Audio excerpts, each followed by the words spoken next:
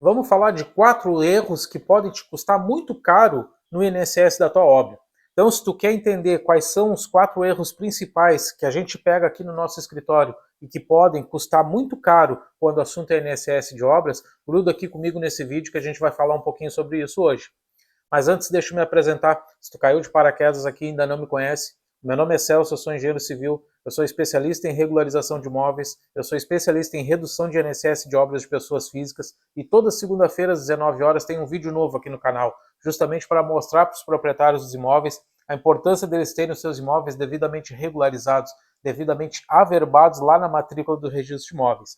Então, se esse assunto te interessa, se redução de imposto te interessa, se um benefício fiscal para tu pagar menos imposto é um assunto do teu interesse, eu já vou te pedir, já curte o vídeo, já te inscreve no canal, já compartilha com teus amigos, compartilha lá no grupo da família, no grupo dos amigos, no grupo do trabalho. Com certeza tu vai estar ajudando alguém a economizar muito dinheiro quando o assunto é INSS de obras.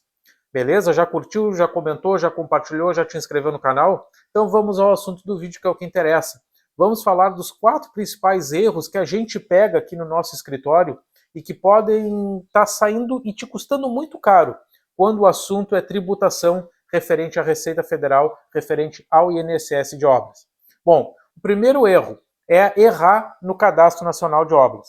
O CNO parece uma coisa muito fácil a ser feita, né? É só clicar nos botões ali e tal, né? Parece que é só seguindo passo a passo, mas a grande verdade é que muita gente erra no Cadastro Nacional de Obras. E quando tu começa errado, tende a terminar errado. Por quê? Porque o CNO é a porta de entrada da aferição de obras.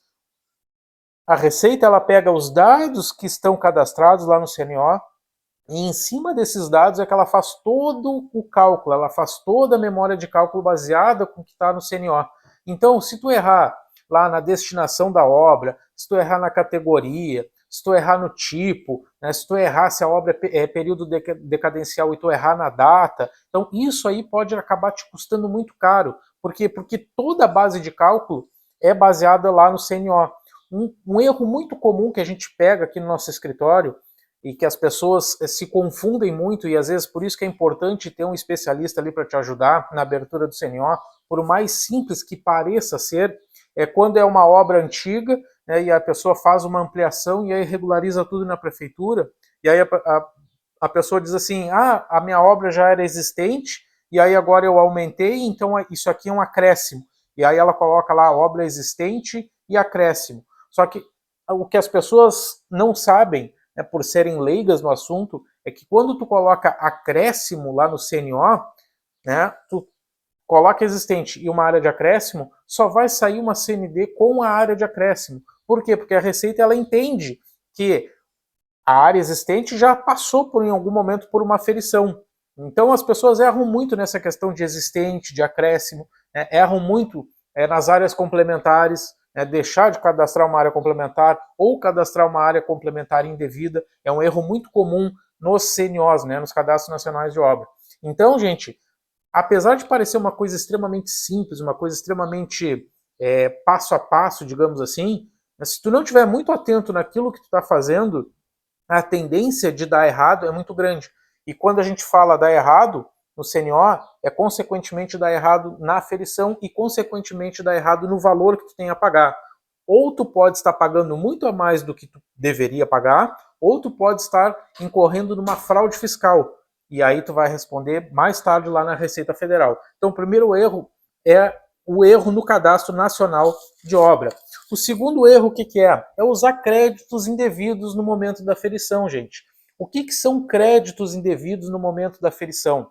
Bom, quando a gente faz a aferição de obra, o sistema ele é bem específico. A gente só pode utilizar notas fiscais de pré-moldados quando o pré-moldado, né, ou a estrutura metálica for relacionada à estrutura da edificação. O que é a estrutura da edificação?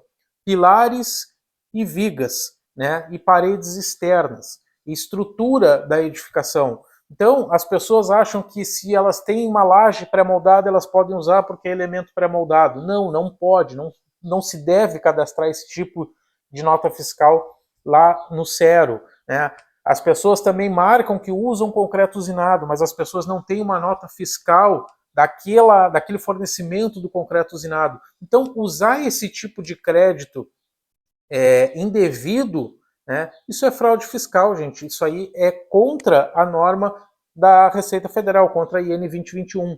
Tanto é que quando tu marca a opção que tu vai inserir uma nota, aparece uma mensagem em vermelho bem grande dizendo: somente é permitido usar elementos pré-moldados ou metálicos que são usados na estrutura da edificação. Então, laje pré-moldada não entra, estrutura de telhado metálico não entra, sabe? Repartição interna pré-moldada não entra, é só elementos de estrutura da edificação, pilares, vigas e paredes externas, tá certo? Então não cadastrem notas fiscais indevidas, tá certo? Isso é fraude fiscal.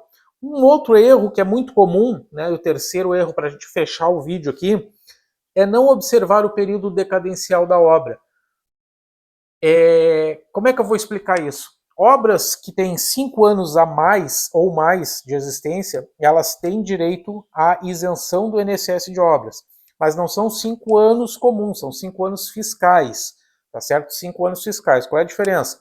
A diferença, vou dar um exemplo prático aqui. Nós estamos em 2025.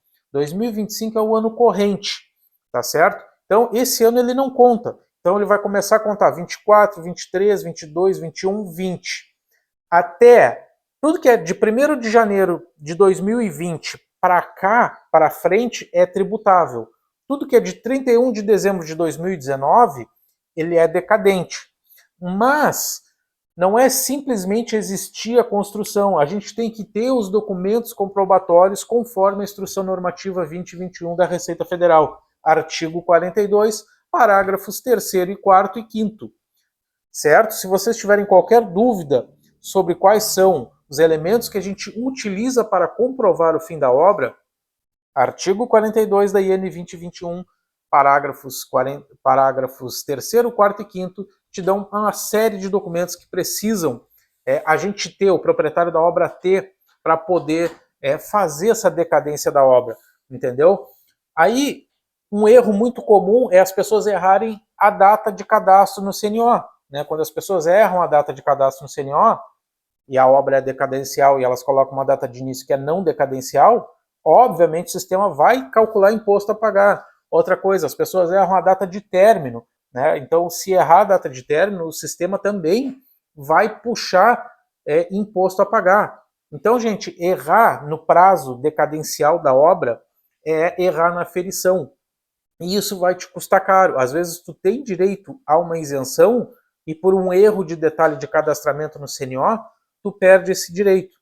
E também, uma outra coisa muito importante que eu sempre passo para os meus clientes é: tenham os documentos comprobatórios para término de obra conforme a instrução normativa. Por quê? Porque é uma maneira legal de tu, né, te isentar de qualquer problema futuro com a Receita Federal.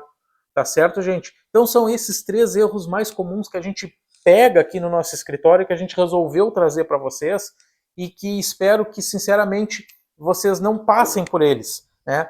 Por quê? Porque isso aí vai te custar dinheiro, vai fazer tu meter a mão no teu bolso e pagar, às vezes, uma coisa que tu não deveria pagar mais do que precisaria ter. Então, eu espero que o vídeo de hoje tenha ajudado vocês e só deixa eu dar mais um recadinho aqui agora, para encerrar o vídeo. Se vocês querem aprender a trabalhar com redução de INSS de obras, tá certo? Que é uma área extremamente fantástica de se trabalhar. É uma área muito promissora. Né? Se vocês querem aprender a trabalhar com redução de INSS de obras de pessoas físicas, né? Terem acesso a aulas gravadas com conteúdo que te explica tudo o que tu precisa saber do zero até a aferição na Receita Federal, o passo a passo, aulas gravadas, mentoria, 4 encontros individuais comigo, mini curso de gestão de tráfego, planilhas de cálculo, materiais de apoio, suporte via WhatsApp. Entra aqui no link da descrição desse vídeo, que as inscrições para a mentoria Satos estão abertas. Tudo que tu precisa saber sobre redução de INSS de obras de pessoas físicas, tu encontra aqui uma proposta totalmente diferente do que tem aí no mercado. tá certo? Então eu te aguardo lá na mentoria e te aguardo na próxima semana com mais um vídeo aqui para o nosso canal. Tamo junto, um abraço, fui!